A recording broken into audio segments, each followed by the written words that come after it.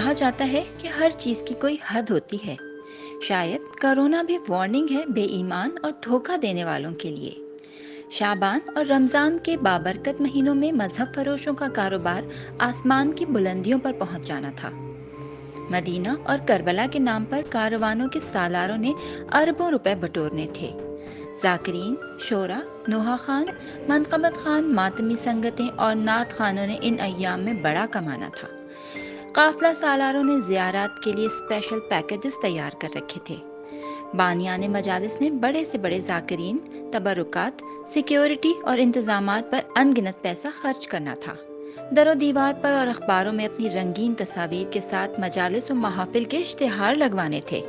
محفلوں میں شرکت کرنے والوں نے بانیان کو اپنی شکلیں دکھانی تھی کہ ہم بھی آئے تھے آپ کی دعوت پر. مگر یہ کیا ہوا؟ اس دفعہ تو کورونا وائرس نے سارا دھندا ہی چوپٹ کر دیا. رب العزت کے بندوں کو لوٹنے کی ساری تدبیریں اور منصوبہ بندی خاک میں ملا دی گئی. یہ کیا وبا آئی جس سے ہمارا دھندا ہی بند ہو گیا؟ نہ حکومت دشمن، نہ کوئی مخالف دہشت گرد تنظیم. اب کس پر الزام دھریں، کس سے لڑیں، کس تنظیم پر الزام لگائیں اور کس مولوی کو برا بھلا کہیں؟ جب کوئی اور ذمہ دار نہیں تو کیا اس دفعہ مذہبی تقریبات، ذکر کی محفلیں اور عزاداری پر جو مصیبت آئی ہے، کیا اس کے ذمہ دار ہم خود ہی تو نہیں؟ خدا کا اصول ہے کہ شکر پر نعمت میں اضافہ کرتا ہے اور کفران نعمت پر نعمت کو واپس لے لیا کرتا ہے.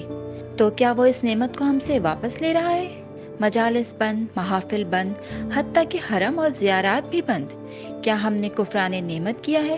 کہیں وہ یہ تو نہیں کہہ رہا کہ یہ سب کچھ اس لیے بند ہے تاکہ تم بند کرو زیارات کے نام پر زائرین کو دھوکے دینا، بند کرو زیارات پر آ کر مرغن غذاؤں اور پرتعیش ہوٹلوں کے پیچھے بھاگنا، بند کرو ایک مجلس پڑھنے کے لاکھوں روپے لینا، بند کرو بغیر علم کے ممبر پر آ کر اس کی توہین کرنا، بند کرو سوز کے نام پر راگ اور نری موسیقی سنانا، بند کرو بے علم ذاکرین کو منہ مانگے پیسے دے کر ممبر پر بٹھانا، بند کرو ایک ایک جشن میں منقبت خانی کے لاکھوں روپے لے کے ڈرامے بازیاں کرنا، بند کرو محفلوں اور مجالس حسین میں رسماً شرکت کرنا، بند کرو مجالس و محافل میں عبادت کے بجائے تعلقات بنانے اور نبھانے کے لیے شریک ہونا، بند کرو زیارتیں نکال کے ان پر چڑھاوے چڑھانا اور ان چڑھاووں پر لڑنا، بند کرو زیارات کے سامنے آنسو بہانے کے بجائے سیلفیاں بنانا، بند کرو ماتم اور زیارتوں کی فیس بک پر تصاویر لگانا، بند کرو ذکر محمد و آل محمد کو بیچنا. ابھی بھی وقت ہے، سنبھل جاؤ. وہ کریم ہے، وہ ہمیں معاف کر سکتا ہے. 1400 سال میں ایسا کبھی نہیں ہوا کہ یہ سلسلے اس طرح معطل ہوئے ہوں. سوچنا ہوگا کہ بحیثیت مجموعی ہم سے غلطی آخر ہوئی کیا ہے.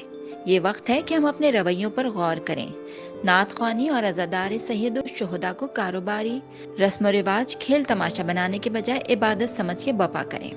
اس کے تقدس اور مقصد کو سمجھیں. جیبیں بھر کے اور لوگوں کو دھوکہ دے کے ان کا مقصد پامال نہ کریں. دین کو خلوص نیت اور احترام و تقدس سے غرض ہے. آج اگر ہم اپنے آپ کو بدل لیں تو یہ نعمت ہمیں واپس مل سکتی ہے. حیرت اس چیز کی ہے کہ مساجد اور تمام عبادت گاہیں بھری رہتی تھیں. شہر شہر اور ہر دروازے پر تبلیغی دین کی تبلیغ میں مصروف رہتے تھے. اگر ہم حقیقی معنوں میں اللہ اور محمد و آل محمد کو مانتے تو کرونا ہمارا کچھ نہیں بگاڑ سکتا تھا. اب بھی وقت ہے، سنبھل جائیں، کہیں یہ وقت بھی ہاتھ سے نہ نکل جائے.